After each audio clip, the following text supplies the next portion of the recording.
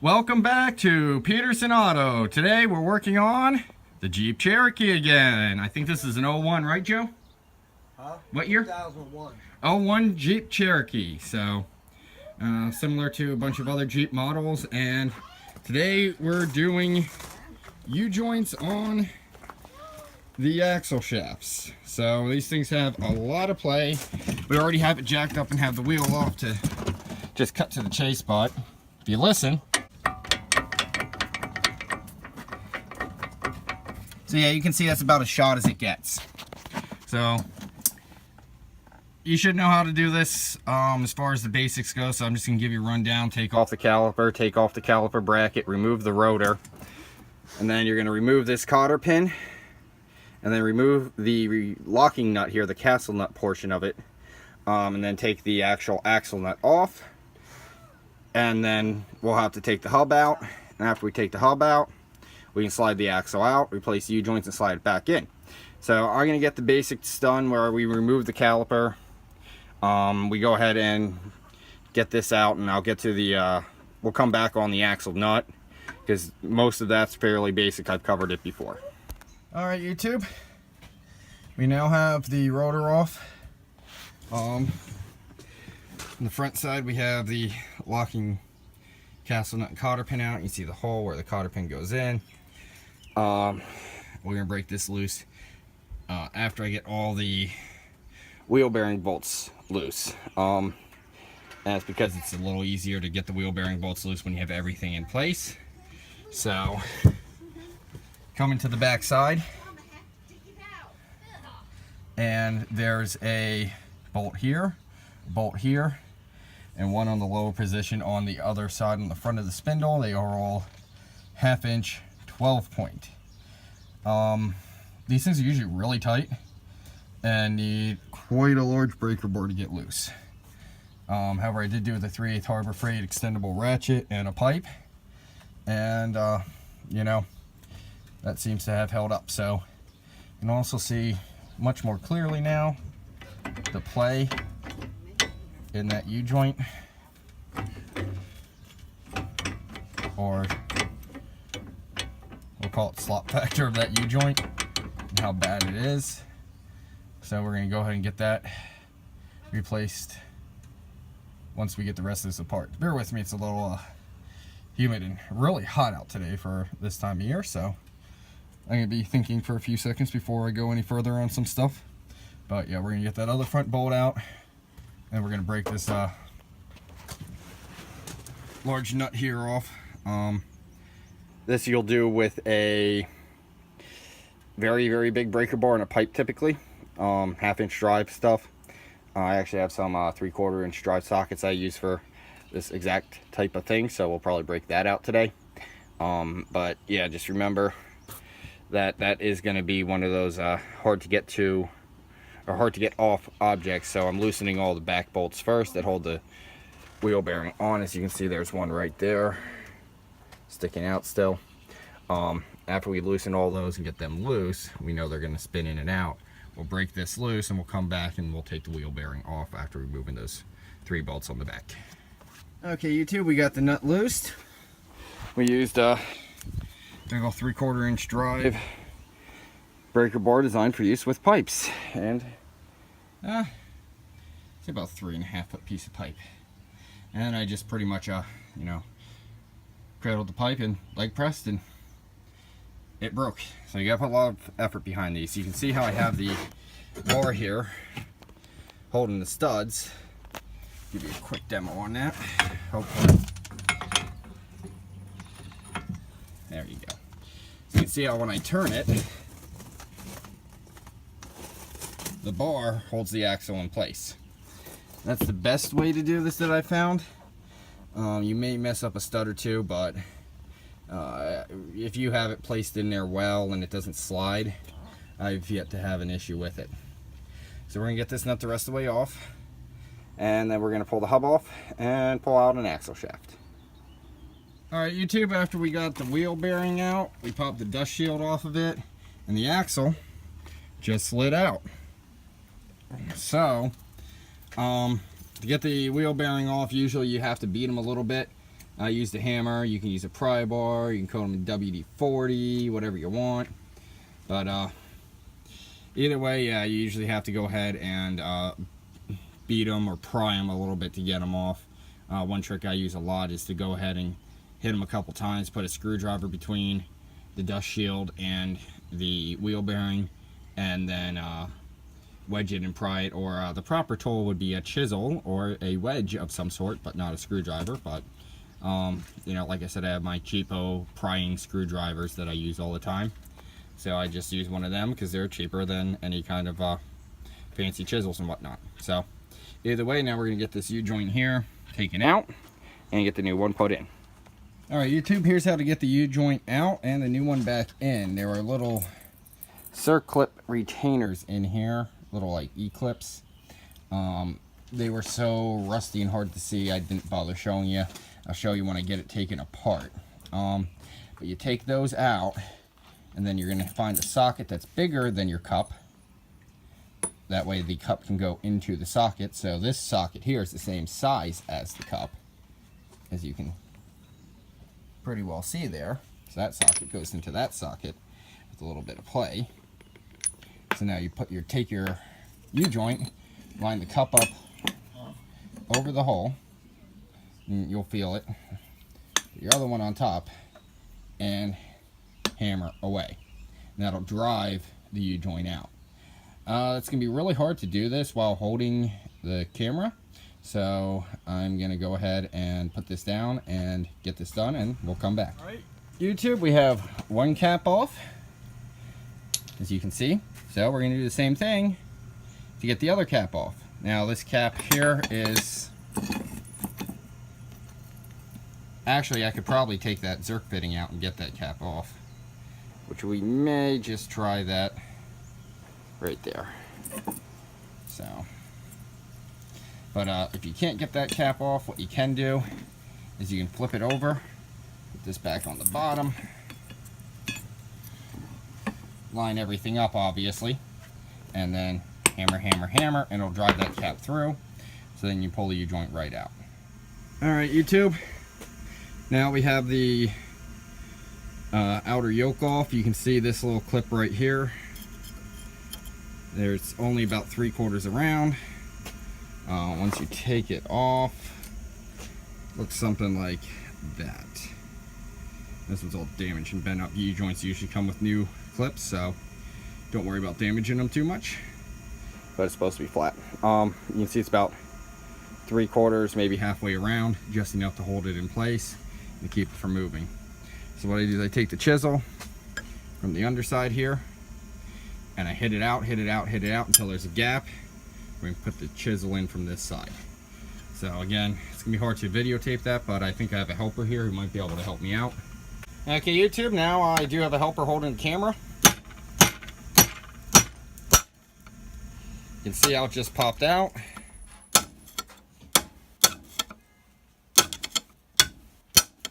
Now I have a little bit of a gap. Just put this in here. Do a little wedge and pry, and there's your clip. Alright, I'm going to do the other side. Same exact process.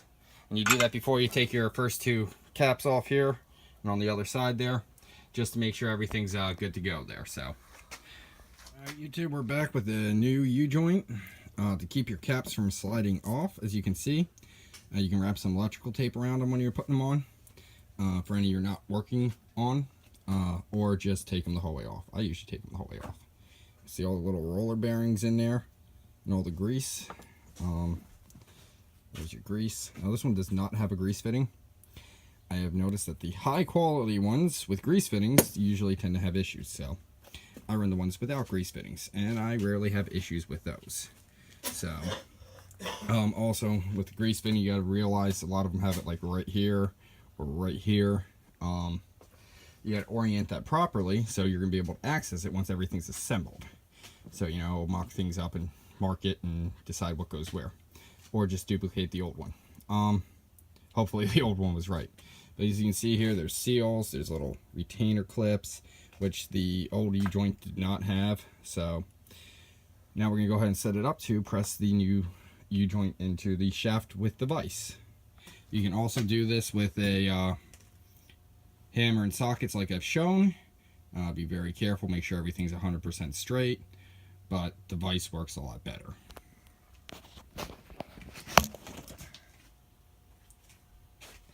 Okay, YouTube, we're going to hope you can see this. There's your vise. Here's your caps. Set down. We're going to take the U-joint and put it in place after we get the shaft up here. So make sure I'm not knocking stuff off the workbench because it is a horrible, horrible mess.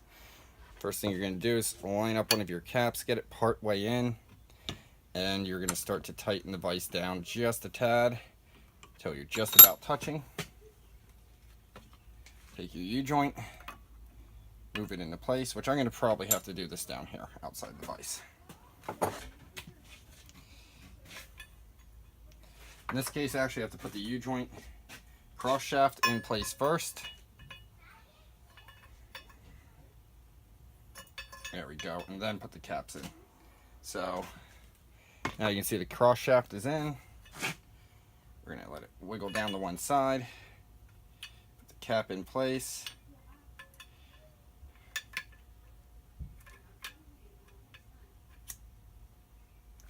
And I got the cross shaft in the cap. And I'm just going to tighten it down just enough to start seating it. So you can see I just moved in maybe a millimeter. Then we're going to take the other U-joint cap. I'm going to put that in place. And get those bearings in. Which it looks like I'm having trouble with one.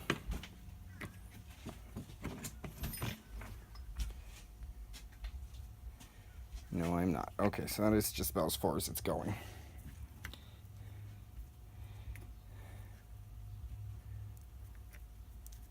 Okay, so once you have that in place, you can go ahead and put it in your vise and tighten down the vise. That'll sink everything together and put it in. I usually pull it out halfway through, move the shaft to make sure we're not binding up on anything.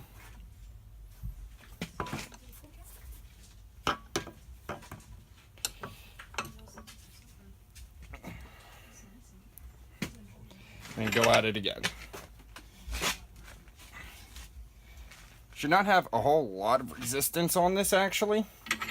It is going to take a little bit of force with this tiny little vise handle, but if you're pushing and things aren't moving, you have a problem. So right there, I'm still working, it's still good. So we're going to keep going.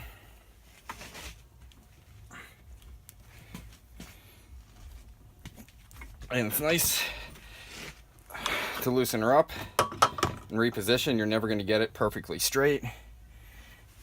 So when you loosen up and reposition, it helps you keep pushing everything in nice and straight.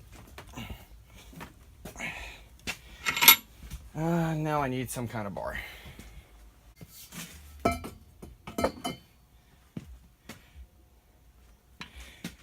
Okay, YouTube. It's pretty well seated in there.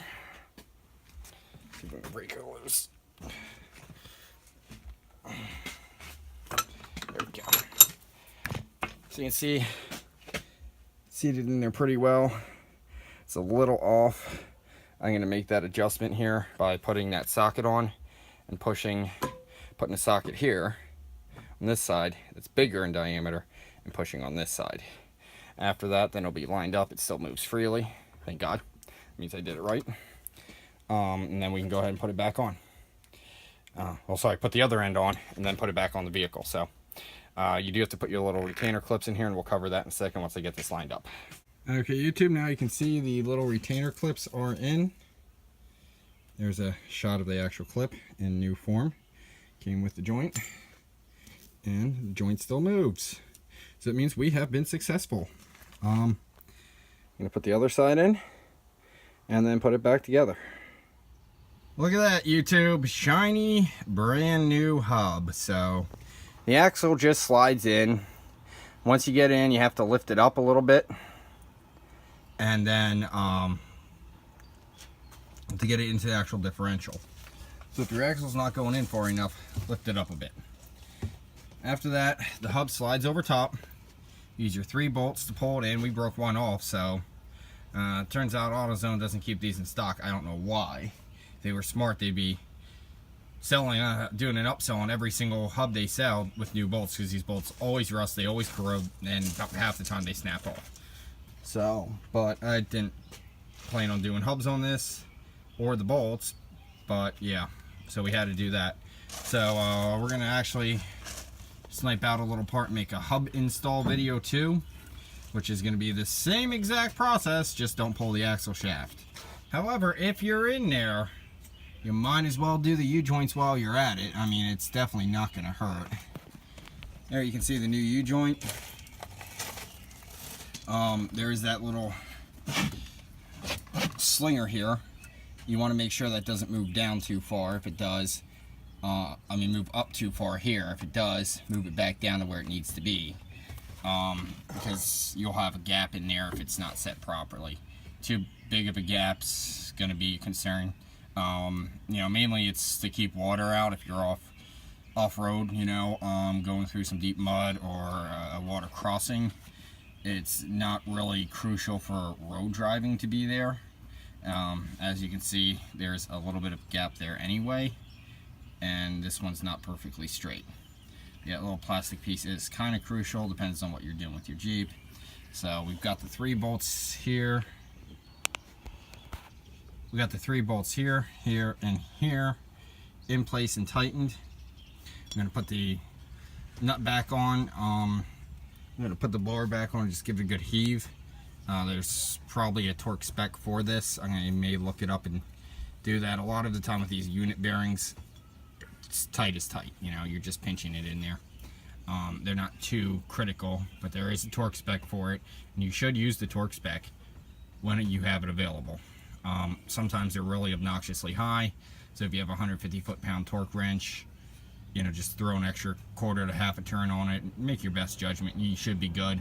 They're not very precise on their torque specs, you know, pretty much just really tight and you're good. So we're gonna get this back together, get the brakes on, get it all wrapped up, finish up the other side, and call that a day. Okay, YouTube, there's one more thing to remember here. That is the pattern of these miscellaneous washers, etc. The big metal washer goes on, then the little steel flat washer, which you'll see here in a second after I spin this on and back off. That little steel flat washer, it's kind of wavy, so a wave washer goes on, and then your nut goes on. After that, your retaining castle nut goes on, and the cotter pin goes in. So just to give you an idea of how that assembly works in case you do take things apart and not remember where it goes. Now you have a reference. Well, YouTube, everything's back together. The reassembly process is the same exact thing as disassembly. So the bolts that hold the hub on, tighten those down good, tighten down your spindle nut good, put everything back together, and you're good to go. Thank you for watching. Make sure to like, comment, and subscribe, and keep watching Peterson Auto.